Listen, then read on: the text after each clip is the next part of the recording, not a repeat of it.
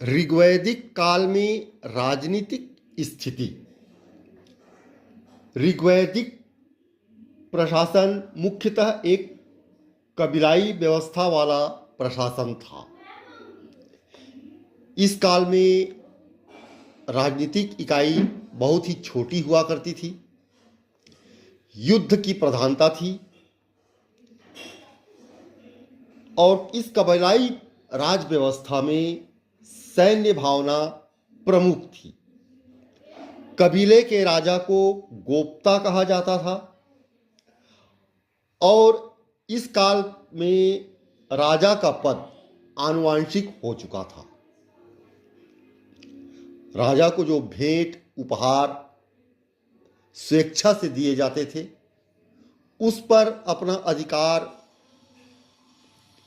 हमेशा बनाए रखने के लिए राजाओं ने राजपद को आनुवांशिक कर दिया था और प्रायः ज्येष्ठाधिकार की प्रथा थी और राजा के ज्येष्ठ पुत्र को राजा का पद उत्तराधिकार में प्राप्त होता था।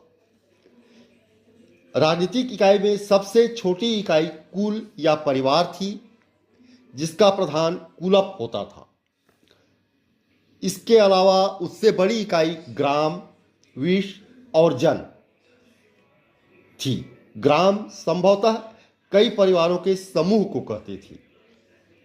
ग्राम का प्रधान ग्रामीणी कहलाता था। विश कई ग्रामों का समूह था। इसका प्रधान विशपति कहलाता था।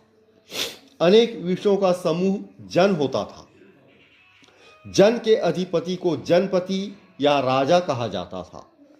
ऋग्वेद में जन शब्द का उल्लेख 275 बार मिलता है, जबकि जनपद शब्द का उल्लेख एक बार भी नहीं मिलता है। जनों के प्रधान को राजन कहा जाता था।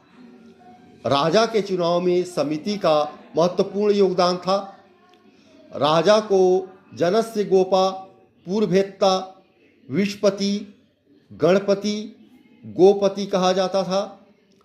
राजा की सहायता हेतु पुरोहित, सेनानी एवं ग्रामीण नामक प्रमुख अधिकारी होते थे। इनमें सबसे प्रमुख पुरोहित होता था, क्योंकि इस काल में धर्म की प्रधानता थी।